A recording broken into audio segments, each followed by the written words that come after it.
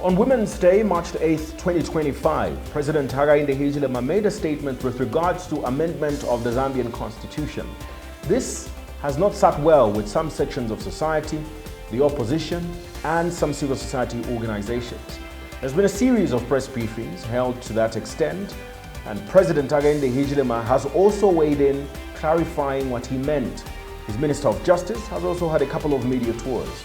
But we also want to hear from the opposition, who have strongly been against the idea of a constitutional amendment process a year before an election.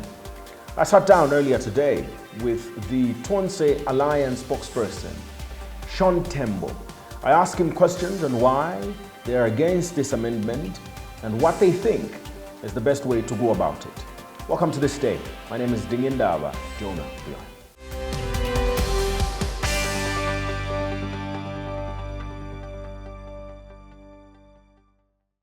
Mr.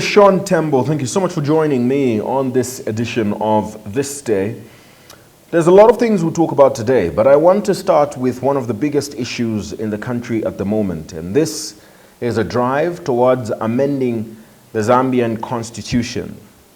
Tell us what your assessment is of the continued suggestion that we must amend our constitution to accommodate more women and youths, among other issues. Well, from our standpoint, Jonah, as the Tonse Alliance, our considered view is that the call by government to amend the Republican Constitution is very premature. When you look at the steps which President Hakainde Hichilema, together with his various officials, were talking about, all those are very premature.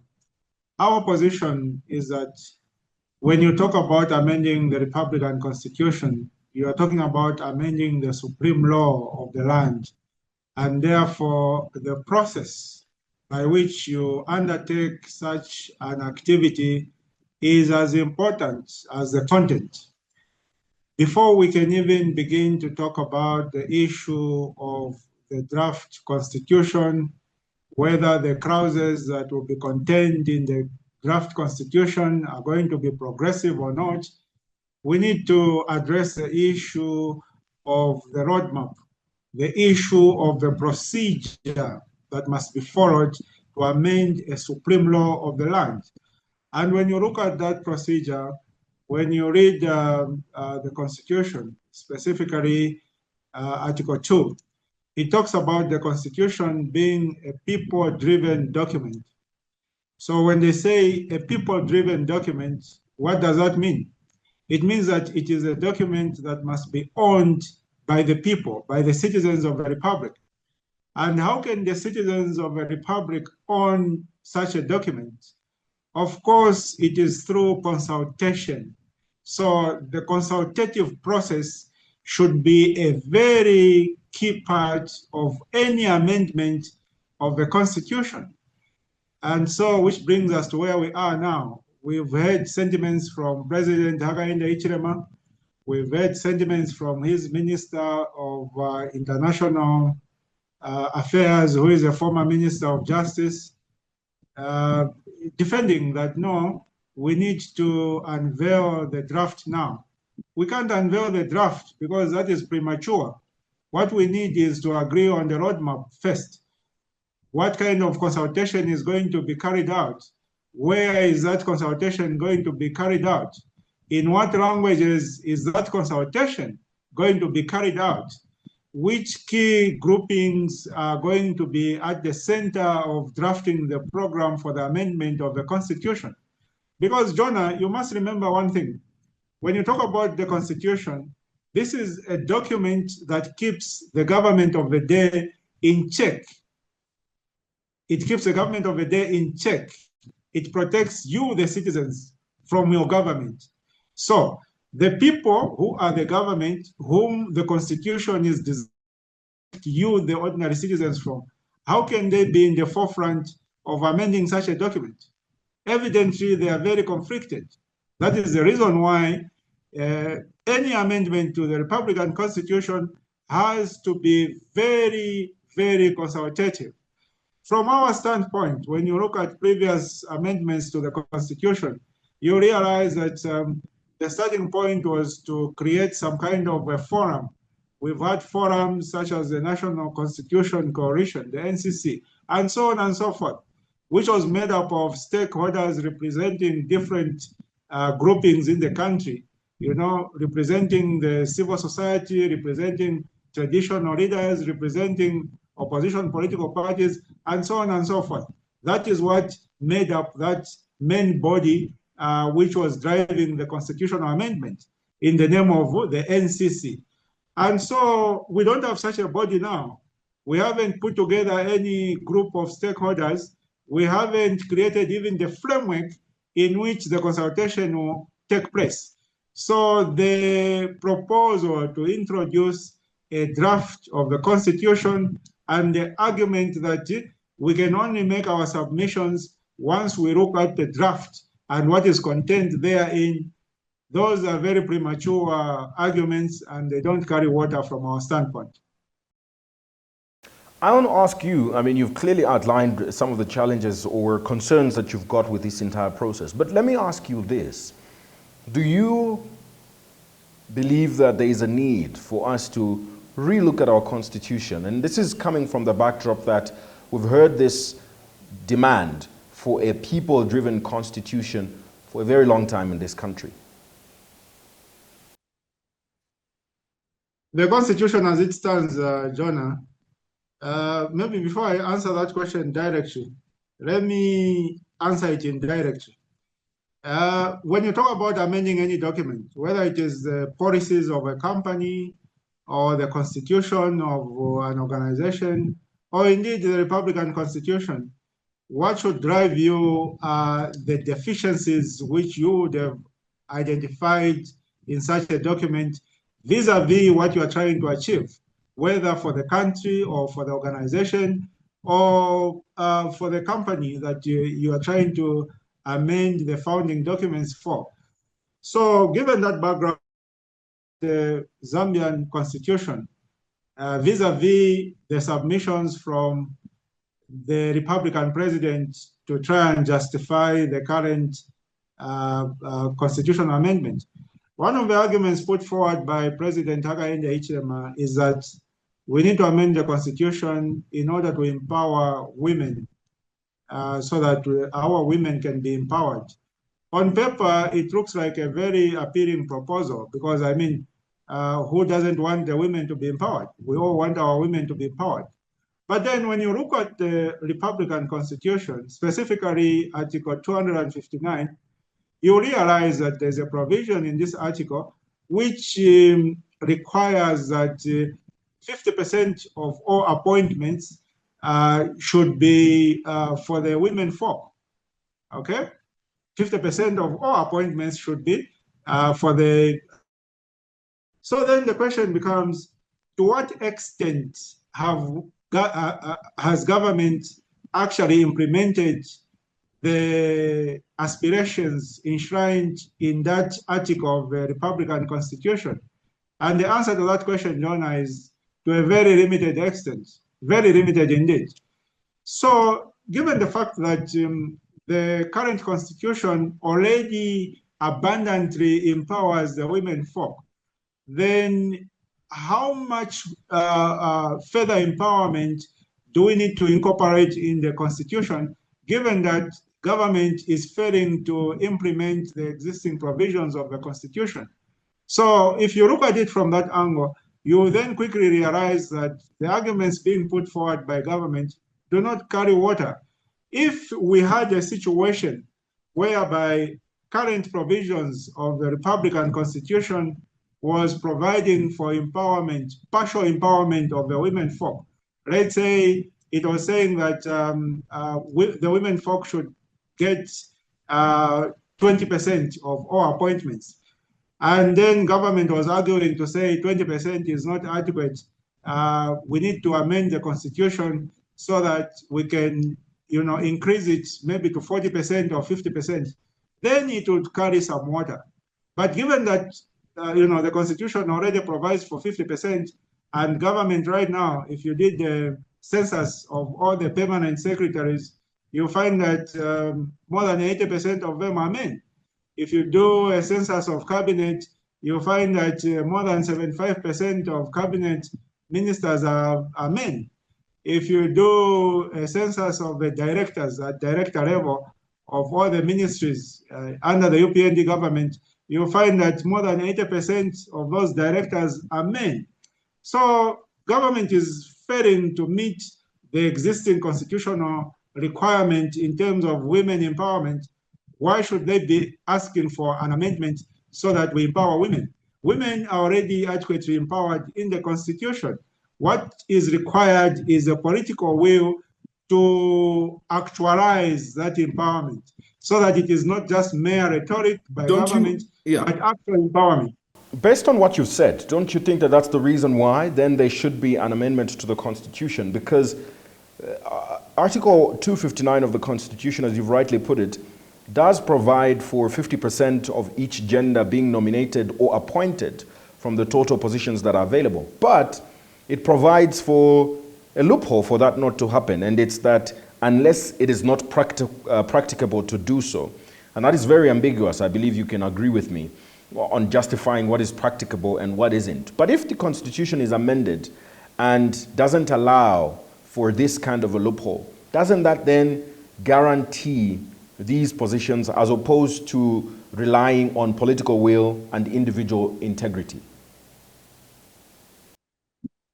Well, Jonah, I can tell you one thing.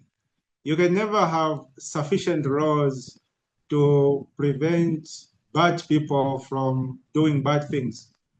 When you talk about running a government, it is about good faith. If people have good faith, then it doesn't matter what laws are there, they are going to do the right thing. And if people have bad faith, then it doesn't matter how good the laws you have in place, they're not going to do the right thing. If you look at countries, let's say in Europe, even the United Kingdom itself, they do not have those constitutional provisions. But as a matter of fact, their women are very highly empowered. Why? Because there's good faith from government. So you don't need the law to do the right thing. You don't need us to pass a law, Jonah, which will compel you to buy meal at your house. You must buy meal at your house because you are a responsible person. You know that your wife and your children need to eat. That's the reason you should buy meal, and not because you are complying to the provisions of any law. You understand? The same applies to women empowerment.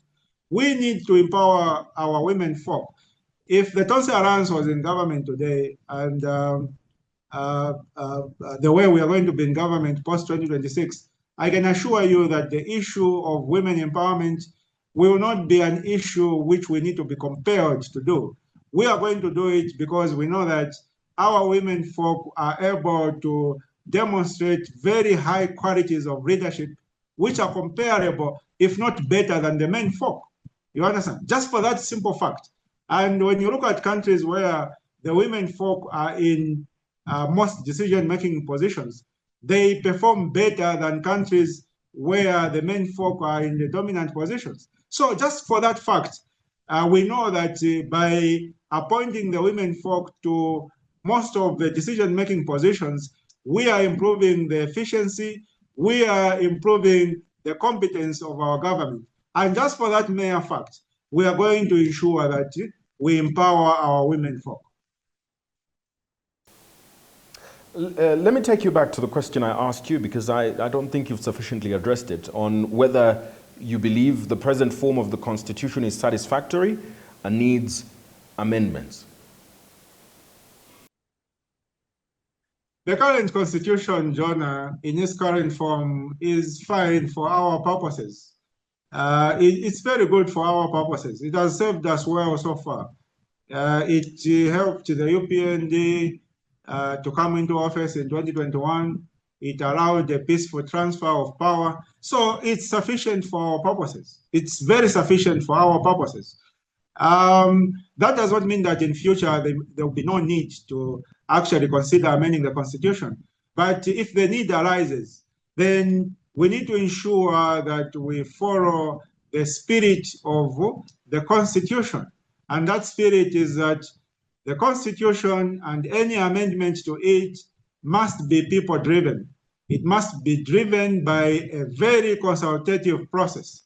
You understand? Once we adhere to that, then we can look at certain provisions of the Constitution that we can make better.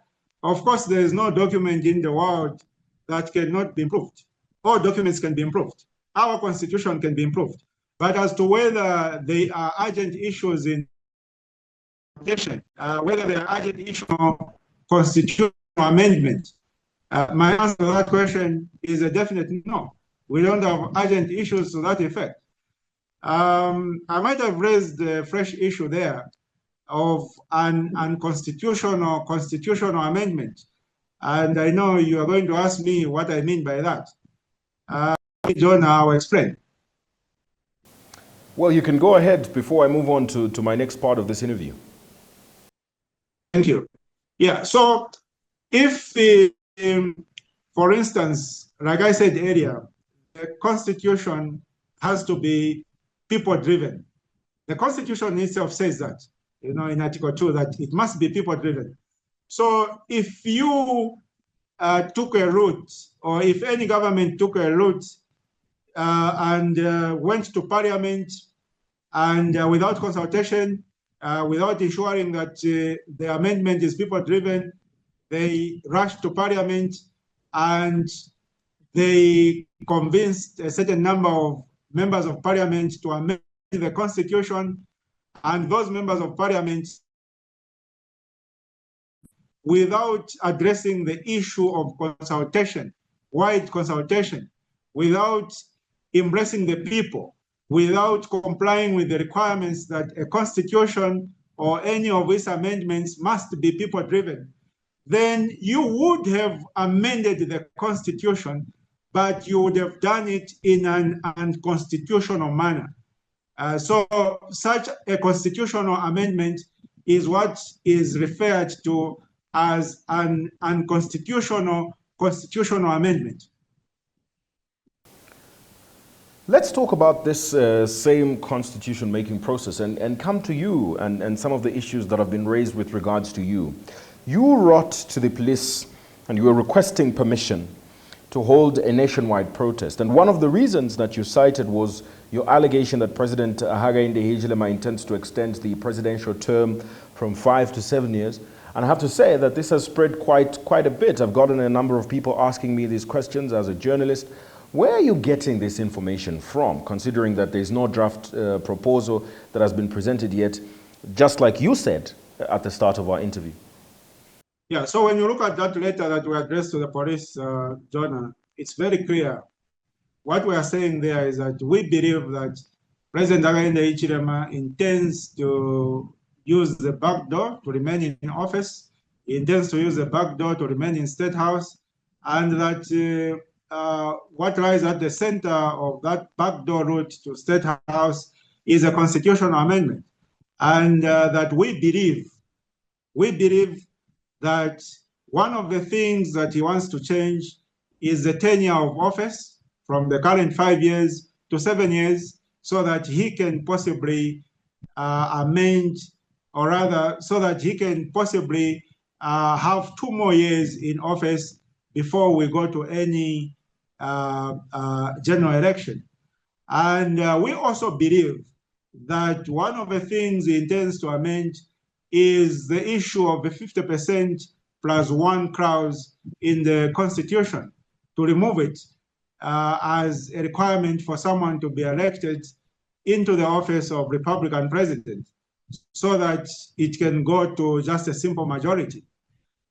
So your question is essentially that on what basis are we believing these assertions? We are believing these assertions on the basis of the conduct of President Hakainde Hichilema and of the conduct of his government in the past few months, if not weeks. It has become very evident, Jonah, that President Hakainde Hichilema, together with his UPND administration, have lost the favor of the Zambian people It's very evident. You can see that everywhere you look, whether it is the Minister of Health, Honorable Elijah Mchima, being chased from his own constituency by his own, people, including the chief, who he decided to proceed and insult and call a cadre, which is very regrettable, by the way. Or you look at yesterday's event where President Hakainde Hichilema went to Kawe, and government had to instruct schools to close and pupils to go and receive the president at the stadium. All those are acts of desperation of a person who has lost support of the Zambian people. If President Hakainde Hichilema was popular, he wouldn't be as desperate as he is. He wouldn't be seeking endorsements from a political party that is Zambia's largest opposition, whose office bearers his government manipulated, like the Patriotic Front, through individuals. Those are acts of desperation. Those are acts of an individual who has realized that he has run out of the favor of the Zambian people, but still wants to cling to power, likes the seat that he's seated on. He's even applying glue on himself so that he's, connected to the seat, instead of addressing the plight of the Zambian people, such as, the high cost of living, issues such as road shedding. He's busy applying glue on himself. So all these, when you put them together in their totality, it will paint a picture that you have a desperate president who has lost favor of the Zambian people. Now, this desperate president has to find a way to try to cling on to power. So what avenues is he likely to implement? And then all of a sudden, he makes an announcement to say that, the announcement he made in Kasama on Women's Day, he makes a pronouncement to say he has agreed with the Zambian people to amend the Republican Constitution. So at the back of my mind, I was scratching my head, and I was wondering, okay, has the president been having secret, consultative meetings with various key stakeholders? Has he been having meetings with church organizations? Has he been having meetings with civil society organizations? Has he been having meetings with the opposition political party leaders? That is what was running in the back of my mind when I heard that pronouncement from President Hakainde Hichilema. And then with the passage of time, when we as Tonse Alliance came out clearly that no, for us, we will not support, in fact, we are going to oppose any amendment to the Constitution before 2026 general elections, for the simple reason that there isn't enough window there. There isn't enough time to undertake adequate stakeholder consultation. And therefore, any amendment to the Constitution that would arise between now and August of 2026 would be illegitimate. It would be an unconstitutional amendment to the Constitution. Leaders started coming on board, opposing the amendment. Pretty much all the opposition leaders against the amendment to the Constitution. And then civil society leaders also started coming on board. And almost all the civil society leaders and organizations are against the amendment to the Constitution. And then church organizations started coming out. And all the church organizations, including the 3 church mother bodies, are against the amendment to the Constitution. So then the question that started troubling me, Jonah, is when the president said he had consulted with the Zambian people and agreed to amend the Constitution before the 2026 general elections, which Zambians was he talking about? It is very evident to you, Joshua, as well as to any reasonable person, that the president was lying. And when you start a process, Jonah, a very sensitive process, you start that process with dishonesty, you start that process in bad faith, then it is very difficult to trust you. Just like it is very difficult to trust what comes out of the president now regarding the constitutional amendment. because he started the process by lying to the Zambian people that he had agreed with them. And when the Zambian people came out openly, it was realized that he had not agreed with any Zambians, apart from a handful of his party officials. And those do not constitute independent Zambians in terms of the consultation which the Constitution demands before you can amend it. Let's talk about the fact that, well, I also like to qualify, especially when you talk about certain issues that are not verifiable, like, the Minister of Health, who has come out to dispute the claim that he was chased out of his constituency and has set the record straight. We've also talked about the president in Kabwe. That has also been set as the record straight. But allow me to ask the questions. Allow me to finish my thoughts and then ask questions. It'll be very helpful if we do that. On top of that, and still in response to your letter to the police, they responded to you with regards to your request for a protest, and you stated on your social media that you were going to go ahead, you were not going to give up on this quest for you to have this nationwide protest. What is your next course of action, especially keeping in mind that there was a recent interview that the Minister of Justice held on the national broadcaster where she said there was no draft constitution and that, citizens and concerned stakeholders can stand down and follow the next steps of this process that should come up. Do you still have intentions of going ahead with your planned protest despite all of these latest developments? Well, before I answer your question, Jonah, let me correct you on the first submission you made. The Minister of Health did not deny that he was chased from Ikerenge, which is his constituency. What the Minister of Health said is that the chief who chased him is an opposition political party cadre. That is what he said,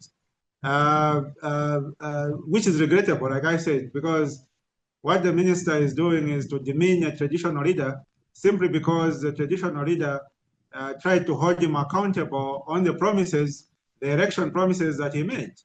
And this is very regrettable, Jonah. If you allow me 10 seconds just to address it before I come to answer your question. Because we are seeing the same even in the Eastern Province in Chipangari district, where the council chairperson for Chipangari is being intimidated by the police, is being threatened with arrest, simply because he said you should not be harassing people who are going to Malawi to buy cheaper fuel, because the new Dawn administration had promised cheaper fuel of about 12 kwacha per liter, which they failed to deliver. And now in Malawi, you have fuel which is going for 15 kwacha, 19 way. So why should you prevent people from going to buy fuel? He is being intimidated by the police, summoned by the police, simply because he's asking the leadership of this country to be accountable to their election promises. There's nothing illegal about holding the government of a day accountable for their election, promises. There's nothing seditious about that. Coming to your question, John, do we still have intentions to proceed with our nationwide protests against the planned amendment to the Constitution before 2026 general elections? The answer is a definite yes. We are going to proceed with our protests. We are simply putting certain measures in place. We are simply ticking a few boxes. You must understand, Jonah, that as Tonse Alliance, we are not, a law-breaking organization. We don't believe in breaking the law. However, we believe in asserting our freedoms and liberties as enshrined in the Constitution. And so we are going to approach this issue of our planned countrywide protests by ensuring that, on one hand, we are very firm in asserting our rights and liberties as enshrined in our Constitution.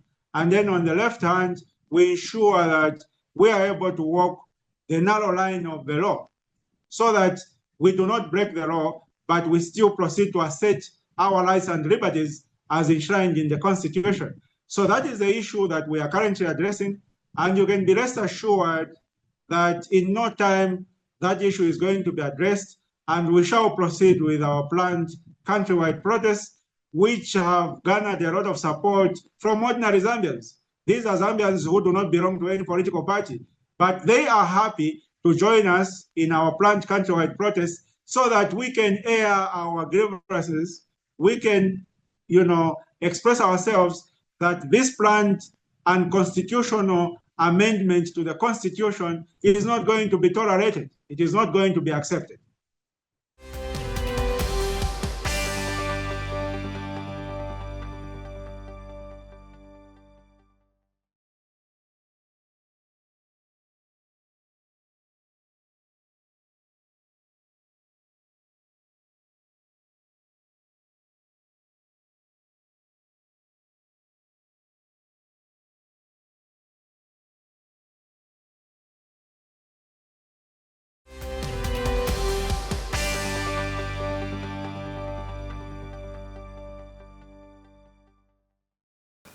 Let us also look at one of the propositions that the president has talked about. I think he talked about it in Parliament when he was giving the status of the national values of the country in the House. And he says that they want to include delimitation and the introduction of mixed member electoral system. Do you believe, or do you hold the view that some of these constituencies we have in the country are quite vast and need delimitation? Is this an exercise that we must consider, especially given the fact that we've got an election coming up next year? Well, when you look at the policy of government in terms of delivering development to the various parts of our country, both the current government as well as the previous government, the PF government, you realize that both governments adopted a position of decentralization, okay? And the current government is actively pursuing that policy of decentralization. And when you look at decentralization, Jonah, decentralization is about empowering the local government authorities across the country to ensure that service delivery does not come from the central government, but from the local government, from the local authorities. These local authorities are, of course, cities in urban areas like Lusaka, Ndola, Chipata, and municipalities in, sized local authorities, and district councils in the smaller local authorities. And I agree with that approach of delivering service to our people through decentralization, through the local authorities. I agree with that concept, 100%. And so when you look at it from that standpoint, you realize that in order to deliver development to our people, whether it is in far-flung areas or not, you do not need to cut constituencies into half. You do not need delimitation at all, not at all. What you need to ensure service delivery to people is, if you feel certain districts are too big, not constituencies, but districts, because services are delivered through local authorities, and these are districts. If you feel, or if government feels that certain districts are too big and that service delivery at local authority level poses a challenge because of the size of the respective district or the population of a respective district, then government can go ahead and create new districts. They can go ahead and partition certain districts so as to make them smaller. You understand? There's no problem there. And for you to do that, you do not need a constitutional amendment. You do not need a constitutional amendment. You just need to gazette a notice that we are partitioning this district. Then you would be on your way. You create another district and you ensure better service delivery to the people. So I do not agree that for us to deliver better services to the people, we need delimitation of constituencies. When you do delimitation of constituencies, remember that in terms of the segregation of duties, the legislature, the job of the legislature is to make laws. The job of the National Assembly is to make laws.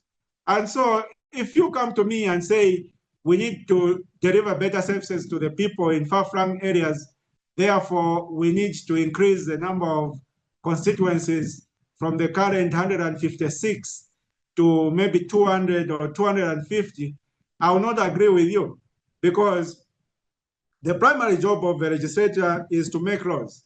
So by pursuing the agenda of delimitation and increasing constituencies, what you are essentially telling us is that 156 men and women are not adequate to debate laws that this country needs and to come up with the laws that this country needs and to enact the laws that this country needs. And that we need 250 men and women to achieve that objective.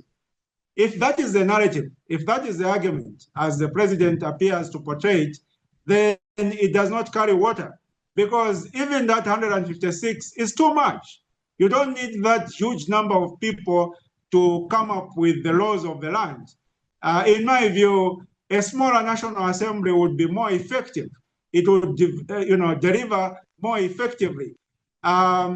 So also, you must understand that we are a developing nation, and we have competing needs for our resources.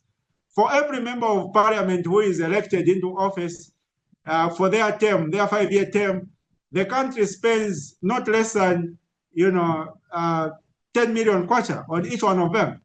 So if you come to me and you tell me that we need to add 100 more members of parliament, you are talking about an increment to the cost to the treasury of about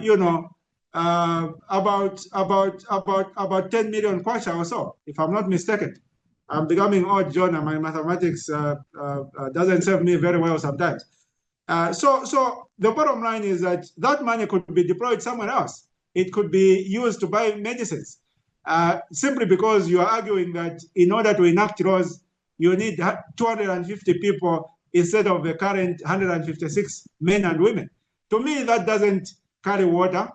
To me, I believe that the objectives and the arguments of government to say we need delimitation to deliver service does not carry water in terms of delimitation of constituencies. What government needs to delimit are the districts. And in order for government to delimit districts, they do not need a constitutional amendment. They can wake up tomorrow and implement delimitation of districts and then implement that. That is my submission, John. Thank you so much for joining me on this edition of This Day.